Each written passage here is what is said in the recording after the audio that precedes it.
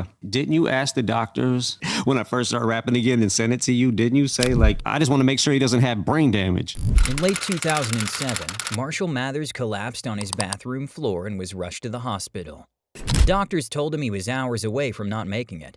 He'd been battling a prescription pill dependency that had quietly consumed his life for years. After getting out, before he'd even fully recovered, things got worse.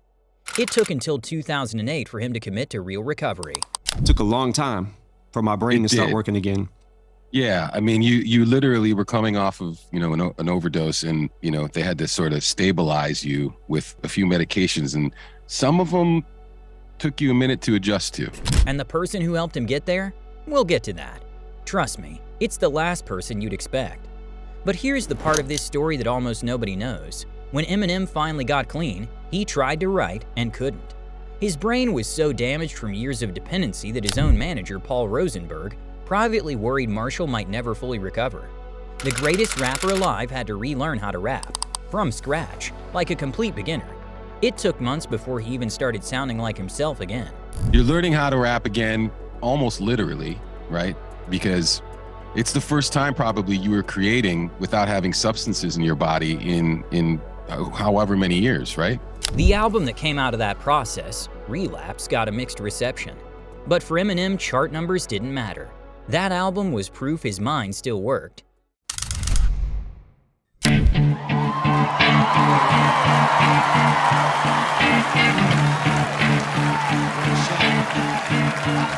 You know how the 2020 Oscars had that moment where Eminem just appeared out of nowhere and performed Lose Yourself, and the entire audience looked confused? Billie Eilish had no idea what was happening. Then Brad Pitt and DiCaprio were on their feet clapping. That performance was 17 years in the making, because in 2003, when Lose Yourself actually won the Oscar for Best Original Song, the first hip-hop track in history to win one, Eminem wasn't there. He was at home with his daughters sleeping. He told Variety he never believed he had a chance. He didn't even fully understand that songs could win Oscars. His co-writer Louise Resto accepted the statue from Barbra Streisand while Marshall slept through the whole thing. And the Oscar goes to... Woo! The Oscar goes to Eminem, Jeff Bass, and Louise Resto for Lose Yourself from 8 Mile. 17 years later, he posted, "Sorry it took me 18 years to get here." And Streisand responded on Instagram, saying she'd voted for his song and was looking forward to handing him the award. You can find both the 2003 moment and the 2020 surprise performance on YouTube, and the contrast is unreal. You better lose yourself in the music, the moment you better let it go. Before we keep going, I want to know, what's your favorite Eminem track? Mine is Not Afraid. I'm not afraid to take a stand. There's something about that song that just hits different every single time. Drop yours in the comments. I want to see what this audience rides for. Alright, let's keep it moving. There was another version of that song If I was frozen inside of a moment, that I don't even remember recording. I don't remember where I was at when I recorded it. if I could capture time inside a capsule, I don't remember any of the first verse. I don't remember it. and I could try to channel it through Cadillacs and Buicks. So when he called me one day and told me about it, I was like, what? And that's when you hit the roof because you can't sit through He it. was like, remember the scratch version of Lose Yourself? I'm like, no, I don't. Just lose yourself in this music, this moment. The most iconic rap song ever made was recorded on a lunch break in a trailer in one take per verse. While filming 8 Mile in Detroit, Eminem had 3 trailers on set. One personal, one with gym equipment, and one converted into a recording studio. During breaks between shots, he'd run to the studio and work. Lose Yourself started as a demo with just guitar chords from producer Jeff Bass, recorded 2 years earlier.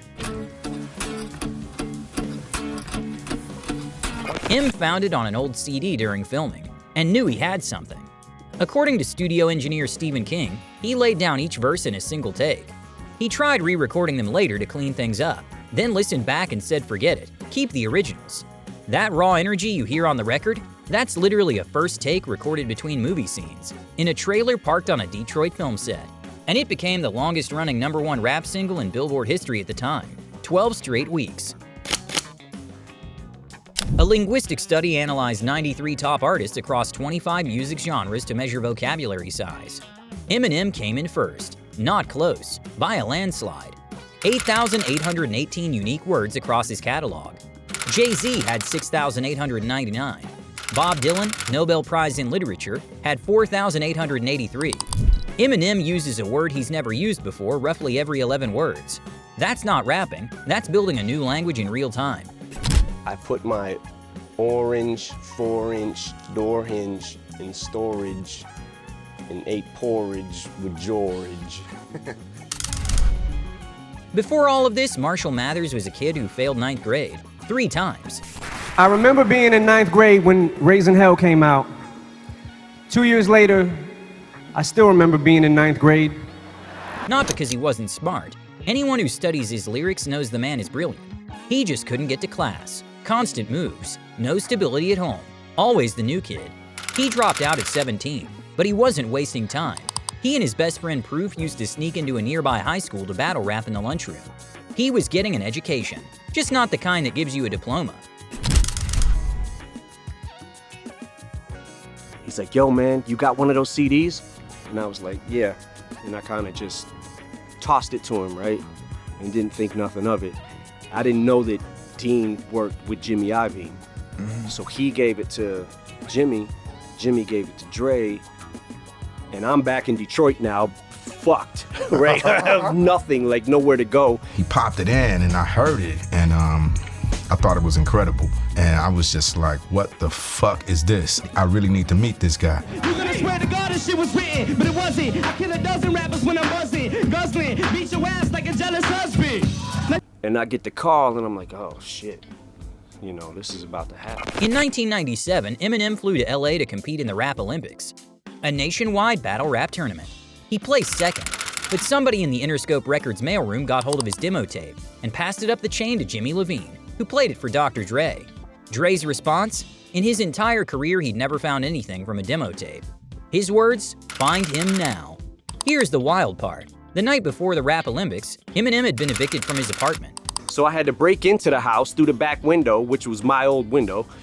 Broke in, slept on the floor, got up the next day, went to the Rap Olympics, and by the first prize was $500. And I needed that $500, man, and I lost. And I was like, I was fucking devastated. No heat, no water, no electricity. He broke in, slept on the floor, woke up, and flew to LA. Broke and furious. One random mailroom employee away from changing hip-hop forever. When Dre got pushback for signing a white rapper, he said, I don't care if you're purple. If you can kick it, I'm working with you. It's only fair to warn I was born with a set of horns and metaphors attached to my dang umbilical cord. Okay, the person who helped Eminem through recovery. Ready? Sir Elton John. Think about how crazy this pairing is. In 2001, Eminem was being protested for his lyrics. And then at the Grammy Awards that same year, he performed Stand, with Elton John at the piano. They hugged on stage. The footage is iconic. You can watch it right now on YouTube and it still hits. Behind the scenes, the two built a genuine friendship. When Eminem decided to get serious about his health, he called Elton, who'd fought his own battles and won. Elton became his support system. Regular calls, real accountability. And when Elton married David Furnish, Eminem sent a wedding gift. 2 diamond-encrusted rings, presented on a velvet cushion like the crown jewels. They were not designed for anyone's fingers. Elton confirmed they're on display in his home. The rapper the world tried to cancel, and the icon who saw through the persona, still friends to this day. Anderson Cooper from 60 Minutes told me to come in here and get a Diet Coke. Is it still refills, like as many as you want? This isn't weird at all. This is not awkward at all. What up, man? How you doing? Good to see you, man. Before the Grammys, before the Oscars, Marshall Mathers was a dishwasher at Gilbert's Lodge, a family restaurant in Michigan, making $5.50 an hour. In 1996, right after his debut album Infinite flopped, he got fired, 5 days before Christmas, on his daughter Haley's birthday. He wrote Rock Bottom shortly after. If you know that track, you know it's one of his most raw and desperate songs. Now you know exactly where it came from. In 2013, Rap God set a Guinness World Record for most words in a hit single, 1,560 words in just over 6 minutes. In one 15-second stretch, he fires off 97 words, at 6.5 words per second. Then in 2020, he broke his own record on Godzilla, 225 words in 30 seconds. That's 7.5 words per second. The average person speaks at about 2 to 3 words per second in conversation. Eminem more than doubles that. while rhyming in multisyllabic patterns. The speed segment from Godzilla has been analyzed frame by frame on YouTube. It's insane. Renegade, I'm gonna make anybody who want it with the pin and frame. Don't nobody want it, but they're gonna get it anyway. Every time someone online says, "I stan this" or "I'm a stan," that word exists because of one song, Eminem's Stan from 2000, the Dido-assisted track about an obsessive fan. The music video starring Devon Sawa is one of the most viewed and discussed rap videos in YouTube history. In 2017, the Oxford English Dictionary officially added stan as both a noun and a verb, citing Eminem's song as the origin. Merriam-Webster followed in 2019. How many artists can say they literally invented a word that ended up in the dictionary? May I have your attention, please? Will the real Slim Shady please stand up?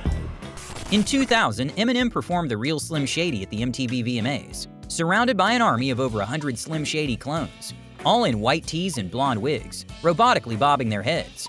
If you haven't seen this performance, go find it after this video. It's one of the most iconic VMA moments in history.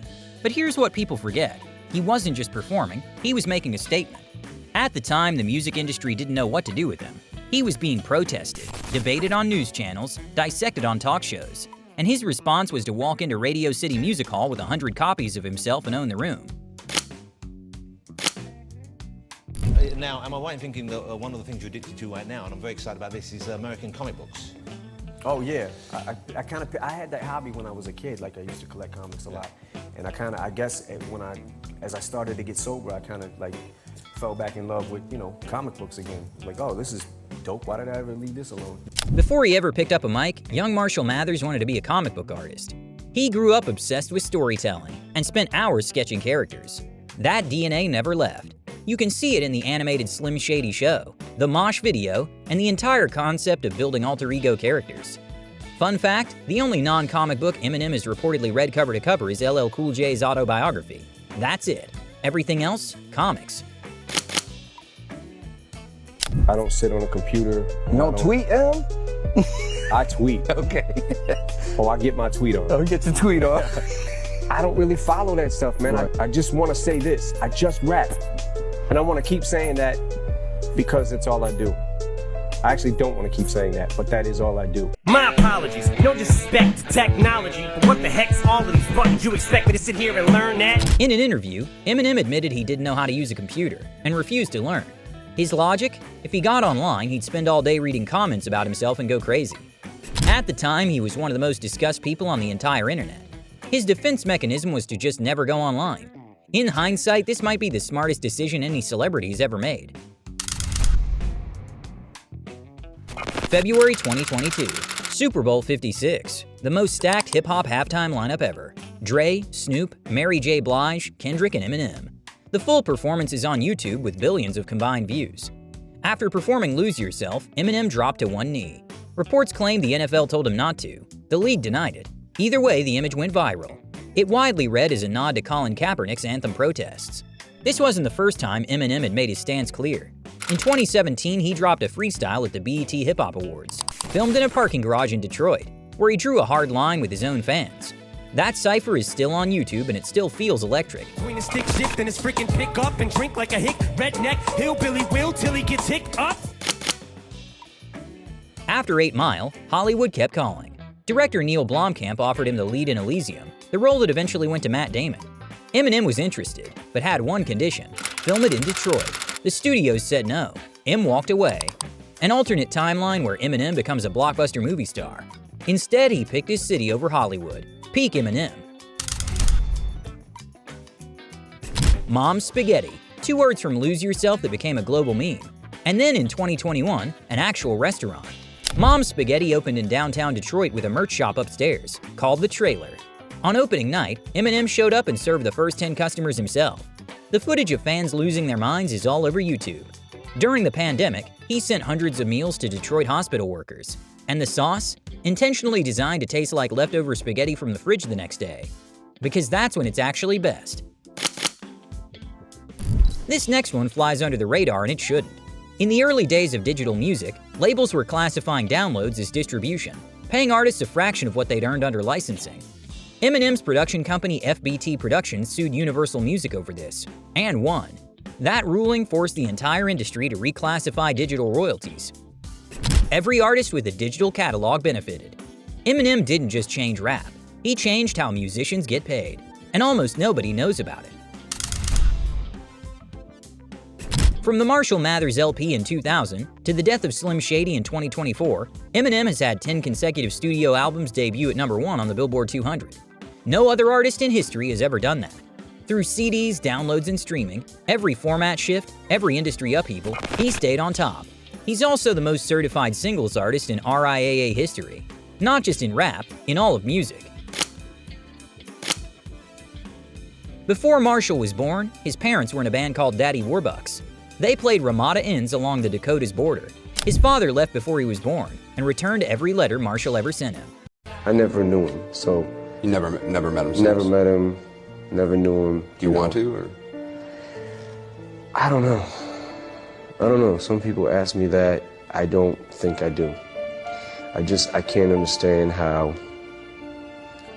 If my kids moved to the edge of the earth, I'd find them. No doubt in my mind. No money, no nothing. If I had nothing, I'd find my kids. So there's no excuse. There's no. From Ramada Inns to the Rock and Roll Hall of Fame. From sleeping on the floor of an evicted apartment to performing at the Super Bowl. From hours away from dying to standing at his Hall of Fame induction, telling his daughter to cover her ears, and calling the whole thing something that kinda sucked.